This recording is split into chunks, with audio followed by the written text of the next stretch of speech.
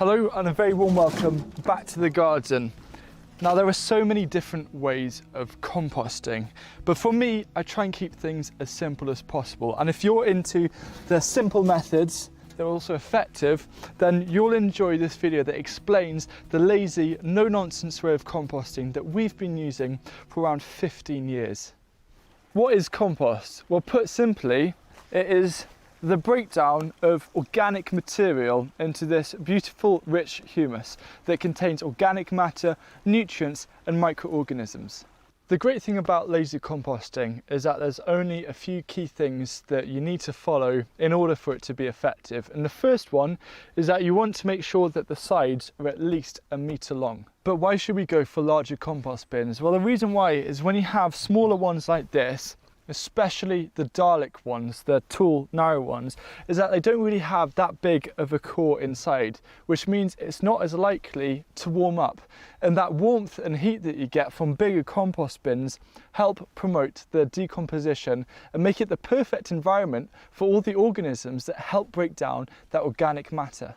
There are two categories of ingredients to add into a compost bin. The first one are your green materials. These are high in nitrogen and tend to have a greater moisture content. The next are your brown materials. These are high in carbon and tend to have a lower moisture content.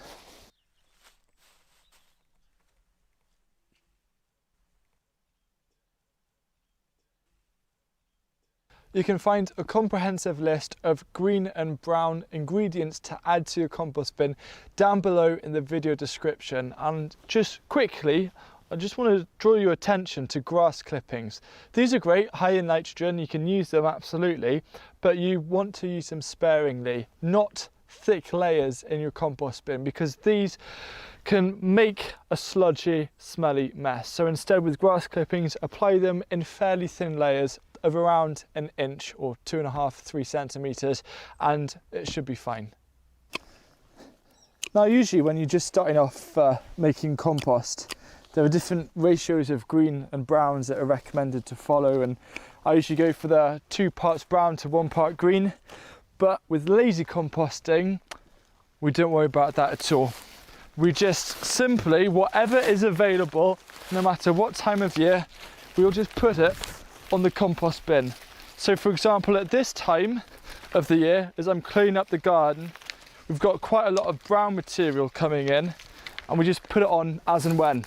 And the same applies for anything that you get in your house. If you have some veg scraps, the odd bag of used coffee grounds from your local cafe, all things like that can be added. There is really no need to worry about ratios as long as you follow one key rule. That one rule for lazy gardening is simply that you have to add diversity into your compost bin. It doesn't work if you just add 2 or 3 ingredients and let it be. You want to add as many different ingredients and materials on that list as possible. And I know, say during the growing season, you're going to get a lot of green materials, but that's fine. Just use lots of different green materials. Use whatever you have in your house, newspaper, cardboard, etc. You just want to add loads in smaller quantities of different things.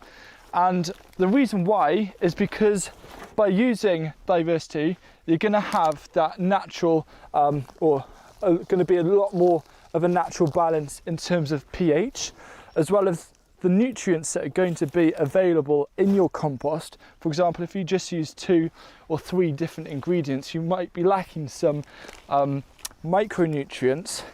And the other thing is that by using the principle of diversity when adding to your compost bin, you're naturally going to get quite a good balance in terms of greens and browns anyway, so it just makes it even easier for you. For over 15 years, we've just been applying that principle of adding a wide variety of ingredients in a kind of little and often manner, and we haven't had a single problem with our compost. It is that simple to do lazy compost. Now, when a bin is nearing completion, there's one more thing that I like to do.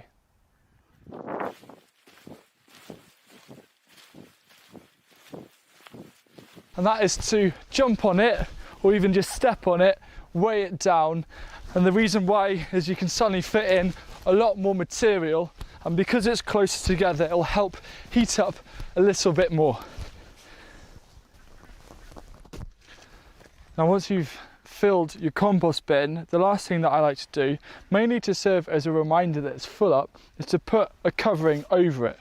Now this is actually some sheeting left over from a building project, but we usually use things like cardboard and newspaper. And this gives one other advantage, and it helps to shed some of the rainfall, because when you get loads of rain, it can sometimes get a little oversaturated in there. You do want moisture. Moisture is important, and if you've just built a bin during dry weather and it's filled up, do add some watering cans full of water over that just to add the moisture. But then it's always a nice idea just to put a little covering over the top. Now, when is lazy compost ready? Well, the compromise of being lazy is that it often takes a bit longer than, say, hot compost, which can take, a month or 2 months. What you want to do is wait around 6 to 8 months. Now, it sounds like a long time, but it is very much worth the wait. And when you have a little look, it should look almost like soil and really nice and rich, and everything's broken down. Now, you may have some kind of sticks left over. That's absolutely fine. I don't worry about that. Now, for me, the ideal way of testing if it really is ready is to simply use my nose and smell it. And if it smells like a vibrant, fresh, full of life forest floor, then that is a signal for me that it's ready to use. So I'm going to now use this compost to help put some of the raised beds to sleep over winter. A very common concern that people have about composting and making compost bins is rats, and whether it encourages rats or you get rat issues. Now, the only real reason why you would get serious rat issues with your compost bins is if you're putting in cooked food and things like dairy and bread. And you'll have noticed that I don't include those on the ingredient list, because if there's no kind of food stuff for the rats to eat, they're not going to be interested. Now, yes, they might like the warmth, but the thing is, rats are going to be around the area anyway, and surely you'd rather them be at the compost bin rather than trying to get into your house. So if you are a little worried, just try and put your compost bin as far as possible, but as long as you don't put in cooked food and things like bread and dairy, you're going to be fine. Now, something you should try and aim for, if you have the space, is for around 3 compost bins. The reason why is 1 compost bin is going to be ready, 1 compost bin is something you're going to be filling, and the other compost bin is already full and it's starting to break down. So you kind of have that complete cycle. There's always a bin to fill up, and there's always a bin that has compost available. And if you want to find out the best way to use your homemade compost at this time of year, check out my video that I've done, which is a complete guide of preparing raised beds for winter.